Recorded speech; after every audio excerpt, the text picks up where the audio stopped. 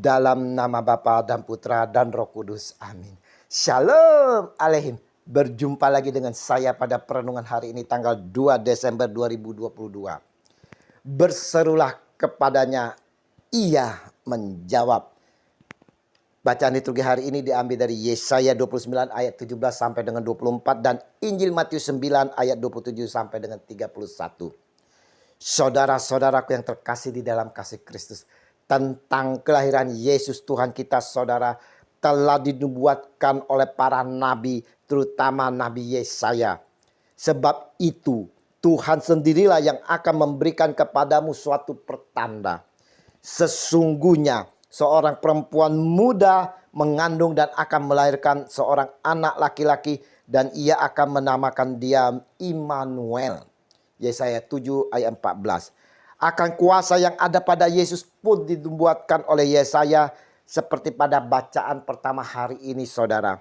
Pada waktu itu orang-orang tuli akan mendengar perkataan-perkataan sebuah kitab, dan lepas dari kekelaman dan kegelapan mata orang-orang buta akan melihat. Yesaya 29 ayat 18. Dan sungguh saudara, sungguh nubuat Nabi Yesaya digenapi. Yesus telah datang ke dunia sebagai Immanuel. Perkataannya ya dan amin, saudara, yang banyak diikuti oleh setiap orang.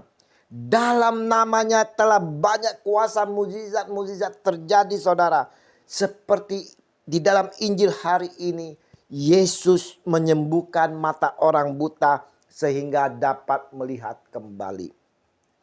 Ketika Yesus meneruskan perjalanannya, dua orang buta mengikutinya sambil berseru-seru dan berkata, "Kasihanilah kami, hai anak Daud." Matius 9 ayat 27. Sungguh saudara, orang buta ini mengenal siapa Yesus.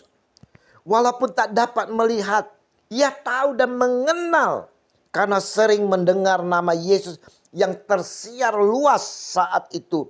Bukan itu saja, saudara. Karya-karya Yesus yang menyembuhkan banyak orang pun dia dengar, sehingga timbul iman dan percayanya kepada Yesus. Oleh karena dia mendengar, merenungkan, timbullah iman dan percaya. Iman dan percayanya ini dibuktikan dengan tindakan nyata untuk berseru kepada Yesus, "Kasihanilah kami. Kasihanilah kami." Orang buta ini dengan penuh kesadaran, saudara, akan dirinya dan penuh kerendahan hati, di mana keberadaan hatinya, keberadaan dirinya sebagai orang berdosa. Dia mohon belas kasih dari Tuhan kita Yesus Kristus. Namun saudaraku yang terkasih, Yesus mau menguji atas kepercayaan orang buta ini. Sedalam apakah iman dan kepercayaannya kepada Yesus? Kita pun sering, saudara, mengakui bahwa kita ini berimankan dan percaya kepada Yesus. Namun dikala badai menerpa kehidupan kita, kita takut. Kita gelisah, kita panik. Kita tak mengandalkan Tuhan kita Yesus lagi. Kita berseru di dalam doa mohon pertolongan, Tuhan, Tuhan. Tapi tak sedikit dari kita kurang percaya di dalam permohonan kita, saudara. Kita ragu, kita semakin takut. Maka saudaraku yang terkasih, hari ini pun Yesus menguji kita dengan pertanyaan yang sama kepada orang buta tersebut. Percayakah kamu bahwa aku dapat melakukannya? Seharusnya saudara, kita seperti kedua orang buta tersebut, di mana kita dapat menjawab, "Ya Tuhan, kami percaya." Matius 9 ayat 28. Sungguhkah kita percaya akan Dia, Yesus Kristus Tuhan kita, saudara? Kalau kita percaya, saudara, kenapa kita masih merasa ketakutan dan panik, saudara? Yesus meneguhkan kita, "Aku ini, jangan takut." Yohanes 6 ayat 20. Tenanglah, aku ini, jangan takut. Matius 14 ayat 27. Jadi saudara, kenapa kita harus takut dan khawatir, saudara?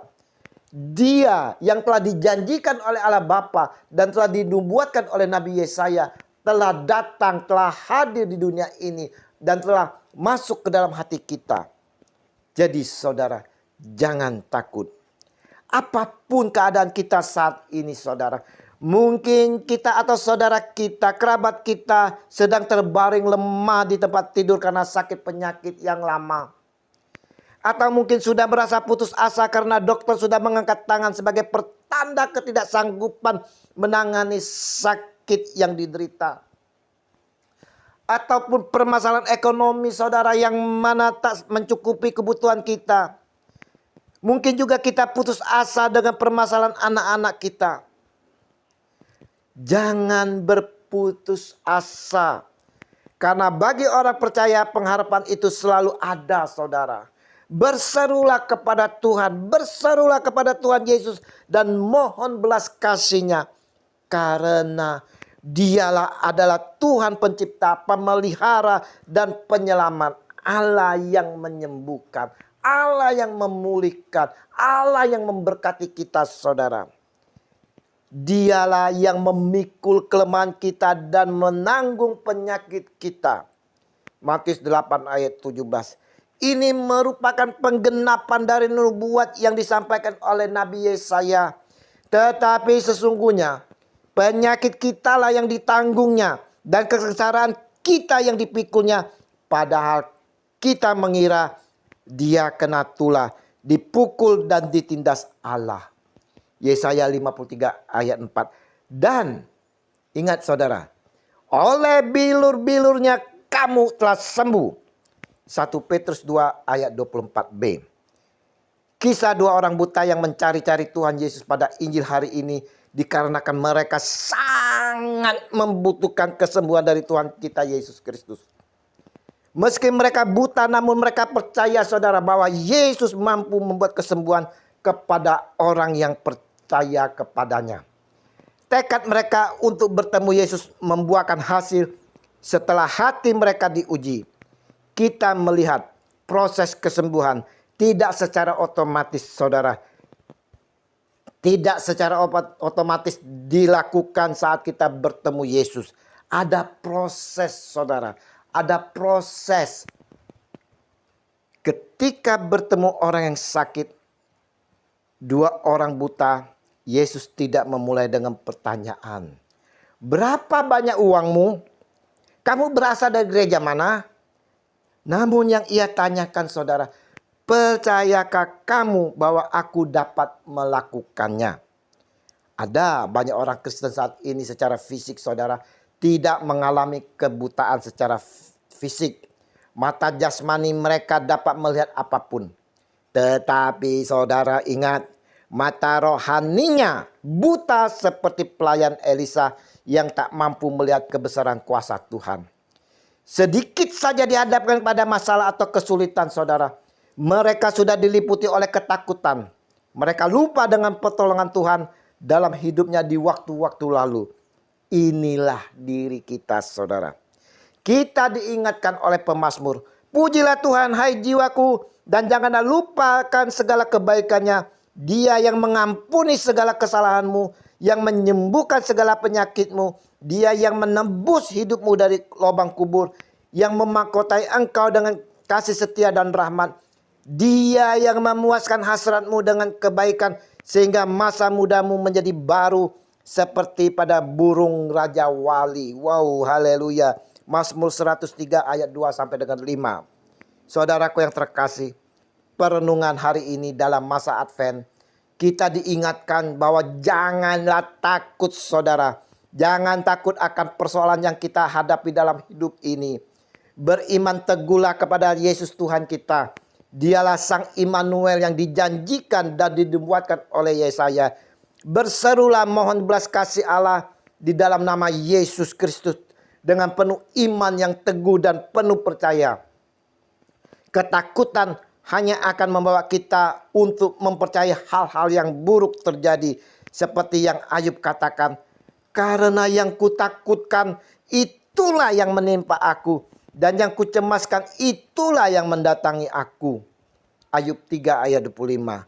Mari saudara-saudara yang terkasih, berserulah saudara, berserulah kepada Tuhan dengan penuh iman.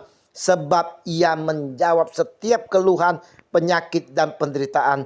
Asalkan saudaraku yang terkasih, kita percaya kepada Tuhan Yesus sebagai Tuhan yang mempunyai kuasa menyembuhkan penyakit yang sedang kita derita.